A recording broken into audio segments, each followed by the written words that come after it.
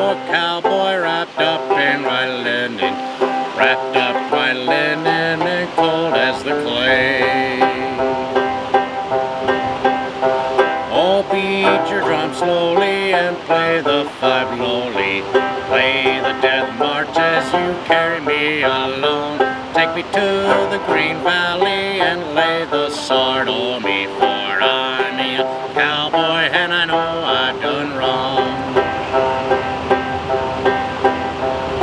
I see by your outfit that you are a cowboy. These words he did say as I boldly stepped by. Come sit down beside me and hear my sad story. I was shot in the breast and I know I must die. Let 16 gamblers come handle my coffin. Let 16 cowboys sing me a song. Take me to the graveyard and lay the sword on me, for I'm a young cowboy and I know I've done wrong. Go write a letter to my gray-haired mother, carry the same to my sister so dear, but not a word of this will you mention. When a crowd gathers round you, my story to hear. Then beat your drum slowly and pay the five lowly, play the death march as you carry me along. We all love our cowboys, we all love our cowboys. We love our cowboys although they've done wrong. Go gather around you a crowd of young cowboys. Tell them the story of this my sad fate. Tell one and the other before they go further, to stop their wild ruin before it's too late. It was once in the saddle I used to go dashing. Once in the saddle I used to go gay. First to drinking and then to card playing. Got shot in the breast and I'm dying today. Get 6 jolly cowboys to sing me a coffin, 6 pretty maidens to bear up my pall. Put bunches of roses all over my coffin, roses dead and the clods as they fall. Go bring me a cup of cold water to cool my parched lips as I'm dying today. Before I returned, that spirit had left him. He gone to his giver, his cowboy was dead. Oof. Man, playing banjo slow is probably harder than playing bluegrass. I'm not even kidding. With bluegrass, you know, you get into a roll, it's like digga digga digga digga digga digga digga. When you start playing slow, it's a whole new ball game. Anyway, enough of that. Check out this new banjo.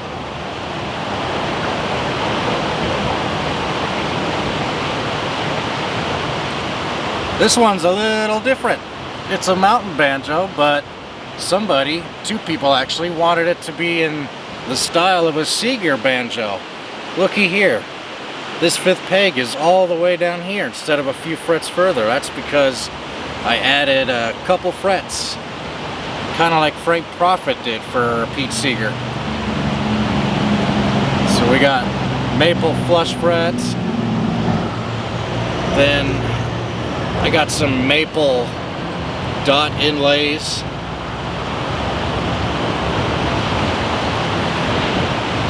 then that's just a goat skin head, pretty typical of a mountain banjo, and a 2-legged maple bridge. They are my favorite after all. What else to say? The tuning pegs are also walnut. I'm pretty happy with the way they turned out. They almost look like I know what I'm doing. But For the nut, I decided to make a bow nut this time around because I prefer not only the look, but the sound of a bow nut. And for the finish, I decided to go with the shellac finish for the main body, the back of the neck. But for the fretboard, I went with some ton oil instead. And it's really hard to tell in the camera, but you can almost see the difference. You can see the difference of what shellac does to walnut versus ton oil. Ton oil brings out the grain a hell of a lot better. Knowing that now, I think I'm gonna attempt the next banjo with just pure ton oil. Buff it out a little and make it look great. Make it great again, right? And then for that 5th string, I decided to drive a, let's see here. Well, I don't know if you can see that or not, but right there, I put a miniature flathead screw. Since the tuning peg is facing sideways, I figure it kind of does need a guide.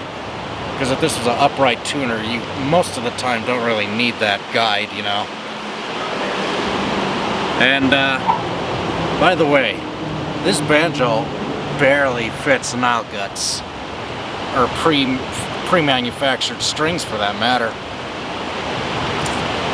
I mean, if they were metal strings, they do make extended strings for the long neck, but I figure the mountain banjo to me just sounds the best with minstrel-like strings. So my first attempt at stringing it up, I used fishing line, and that worked okay. I know people have done that many times in the past, but I gotta say, I'm not that big a fan of it. It just doesn't sound like it brought out the entire soul of the banjo with just fishing line, which sounds corny as but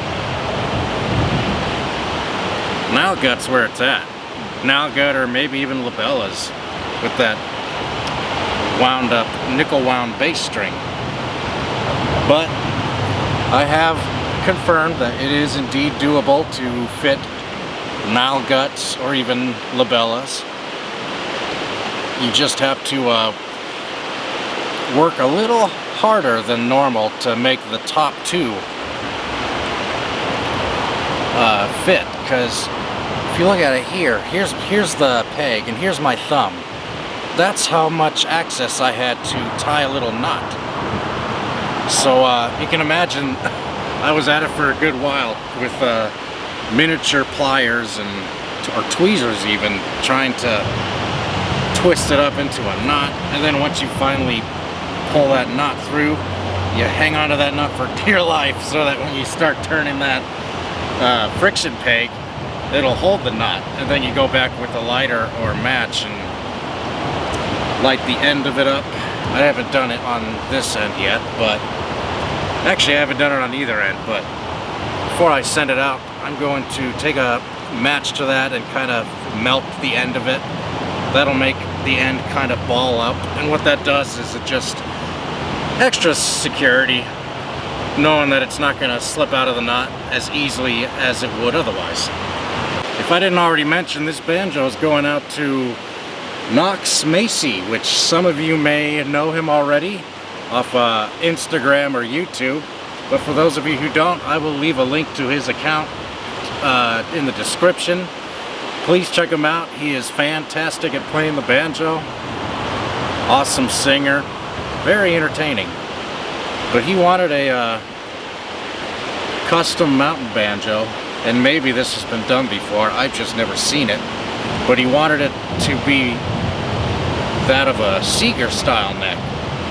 And I know a lot of people will kind of just say, hey, just move this with the rest of the strings, because, you know, back in the day when Frank Proffitt did that edition for Pete Seeger, all he did was, hang on, I don't need that distraction. All he did for Pete Seeger though was pretty much cut the headstock off about here or wherever, and then he added a piece to extend the headstock 3 frets more. or 2 frets, I think, and then later on he made it a 3rd fret extra. But I kind of like this being down here. I don't know why, it just kind of looks neat. As far as the name of the banjo, I don't know, I haven't come up with one yet. If you have any ideas, feel free to jot it down. Otherwise, I might just call this the Littlefoot Mountain Banjo. If any of you grew up with watching Don Bluth films, you'll know what I'm talking about. And then the tailpiece is just screwed on via flathead screw walnut. And then it's pretty much held together with flatheads all around. The nice thing is, instead of using wooden pegs, you don't have to drill it out the next time you have to change a new head. Though I do like the peg design, it definitely looks more authentic. But this mortise and tenon joint came out pretty damn sick. The action is, yeah, a little high, but Knox himself said he prefers it high, so win-win.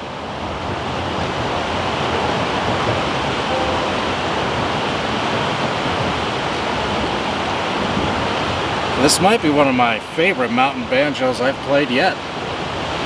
And I might say this, you may or may not hear me say this a lot, but every build I make, I always wonder, why the hell don't I treat myself this nice with banjos?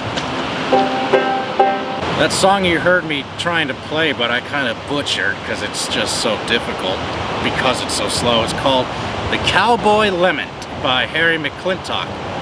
I heard this song not too long ago and I thought, wow, this song just screams old-time struggles, old-time vibes, or the life of a cowboy or a slave.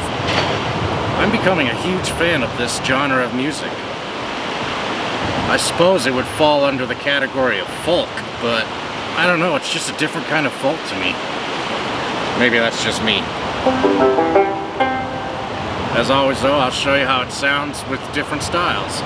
You heard 2-finger.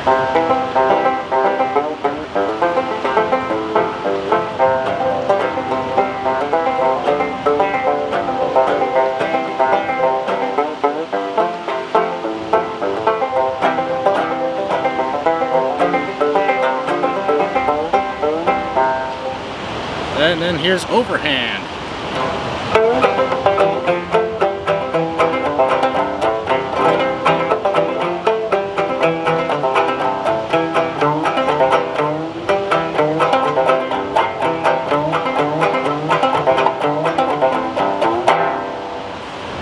And you've already heard it, but I'll play it again. Pete Seeger!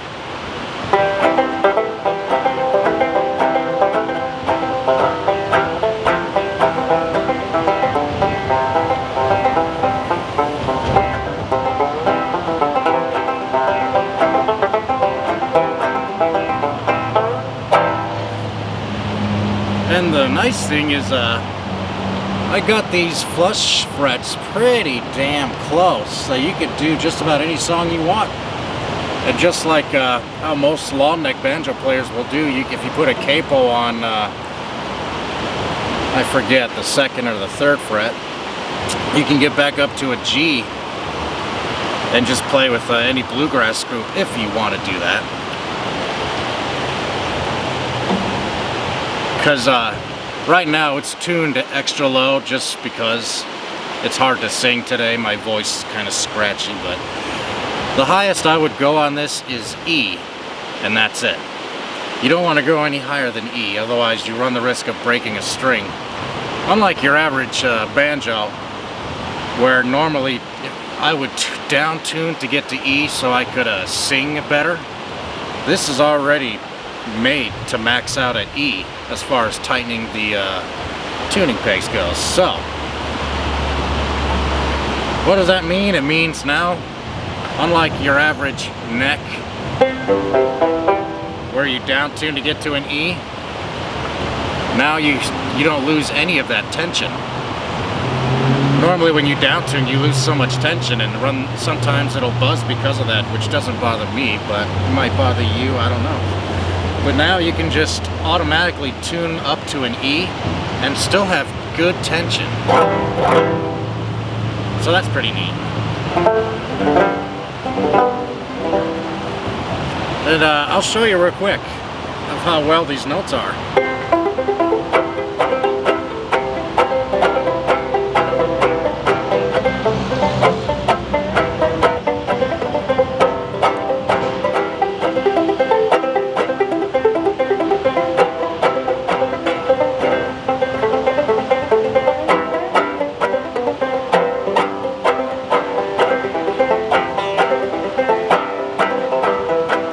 See?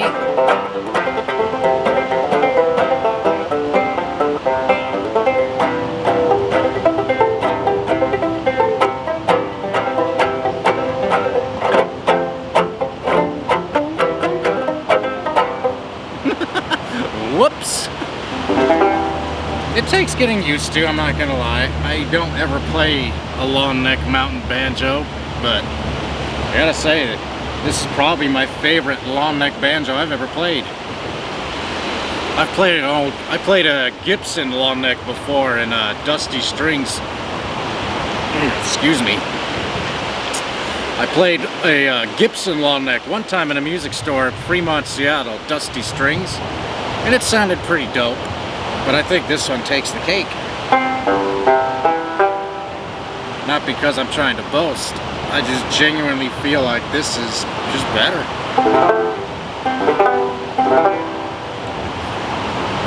So, Mr. Knox, if you're watching, I can't wait to send this out to you.